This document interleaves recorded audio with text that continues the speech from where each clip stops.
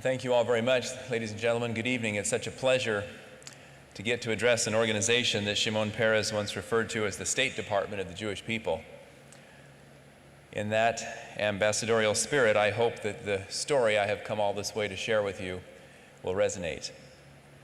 I've chosen to begin the narrative in April of 1943, when a little-known Midwestern senator stood before a stadium rally in Chicago to demand rescue of doomed Jews.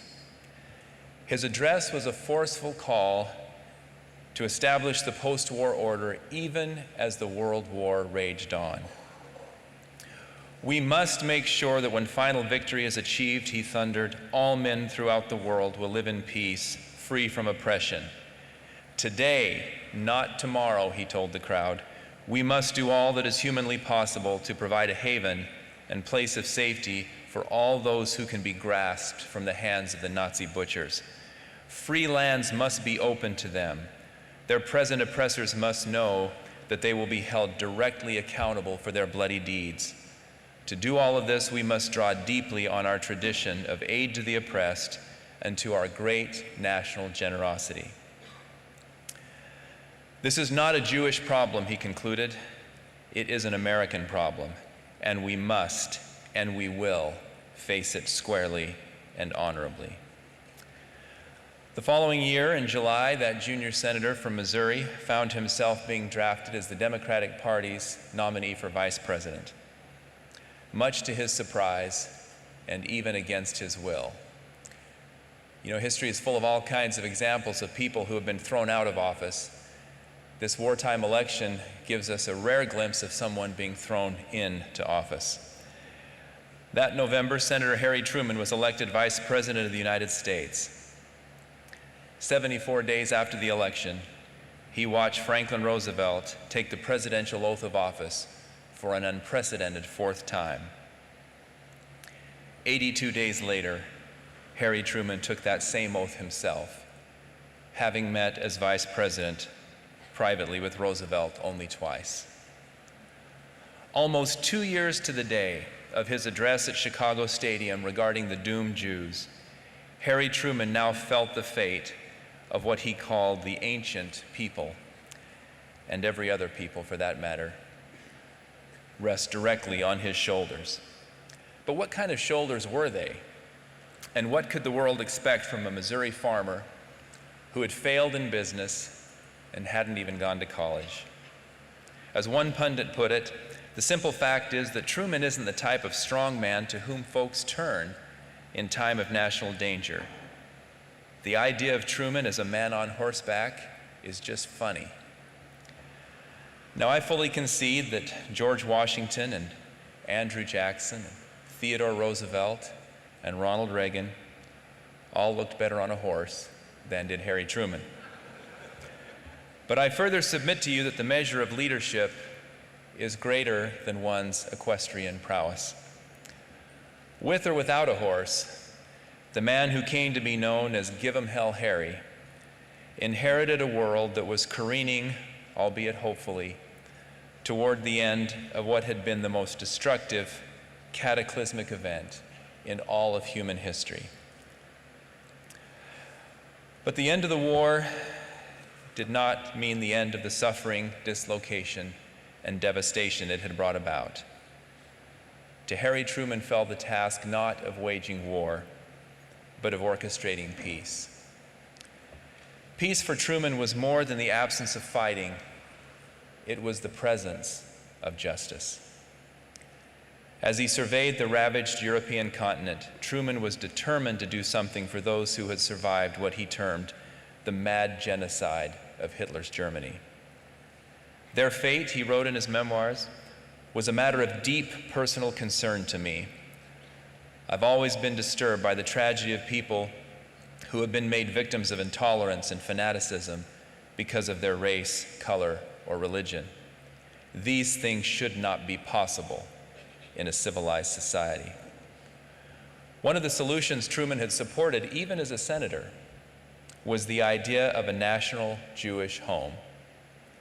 For Truman, ancient history, modern history, and recent events all pointed to such a conclusion.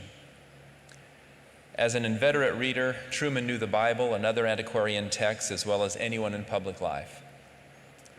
The context of a passage like the 137th Psalm, for example, was not lost on Truman.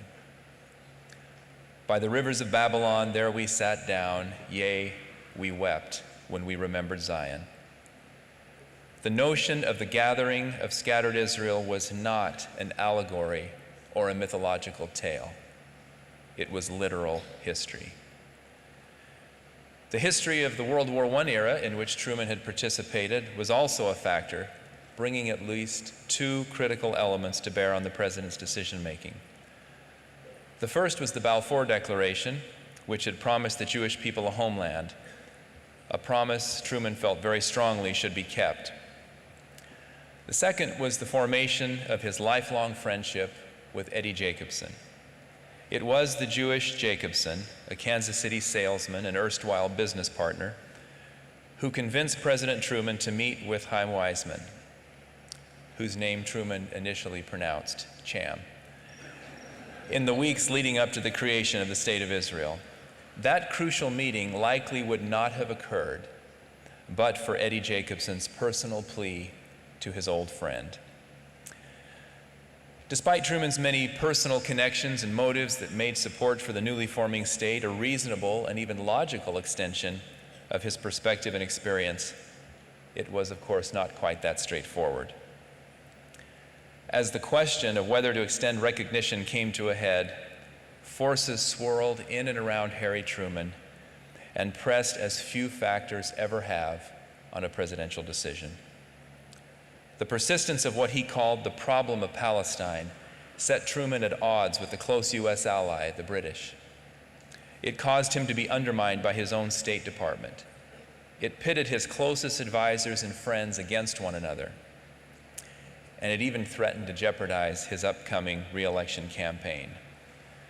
But in the end, it was more than friendship, it was more than faith, and it was certainly more than politics or even foreign policy that brought Harry Truman to the decision to recognize Israel. What stands out for me about this and so many of the decisions that Truman made is that not only did he do what he thought was the right thing, but he did so for the right reasons.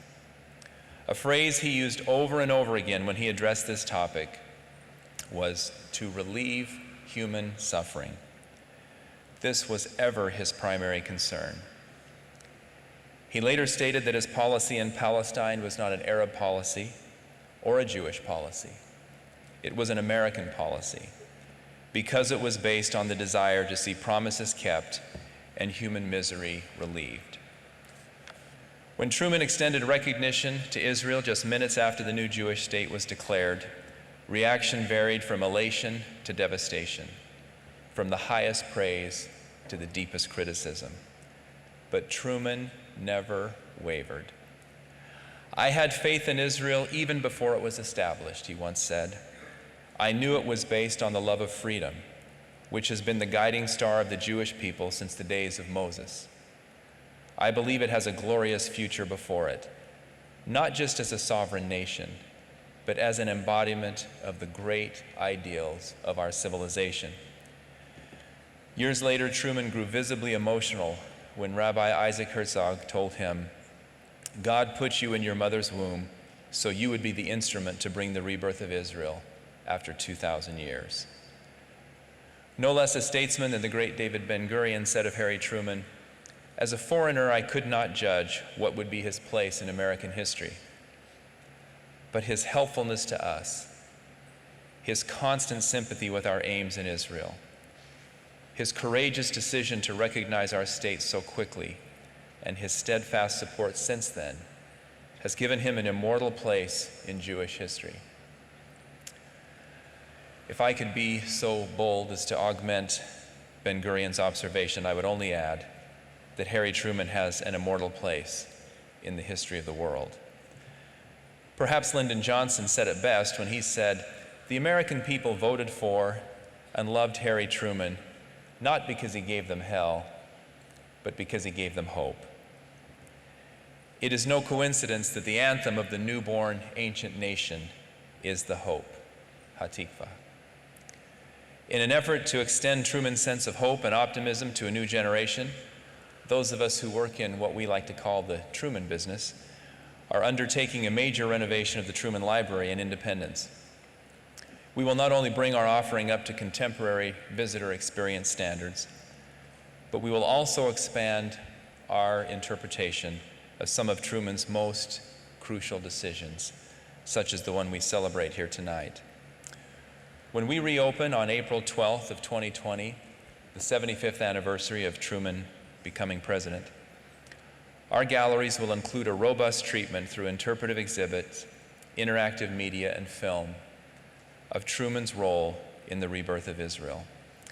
Because we believe that there is no better place in the United States to tell the story of the founding of Israel than the Truman Library. We cannot, and we do not, assume that the rising generation will somehow absorb this important narrative through osmosis. To be learned, it must be taught. Ours is an educational mission pursued through exhibits, programs, and curricula. And we realize that the future of his legacy rests on our collective shoulders, just as the fate of an infant nation once rested on his. When the destiny of an entire people was at stake, Truman not only recognized their plight, he recognized them. He recognized more than a problem. He recognized a solution born not merely of diplomacy, but of humanity. And now, my friends, the tables have turned, and it is Harry Truman who needs to be recognized. He needs to be recognized for doing the right thing for the right reasons. He merits recognition because he always returned to his core values when facing a complex decision. For the character, principles, and leadership he brought to the highest office in the land, he deserves to be recognized.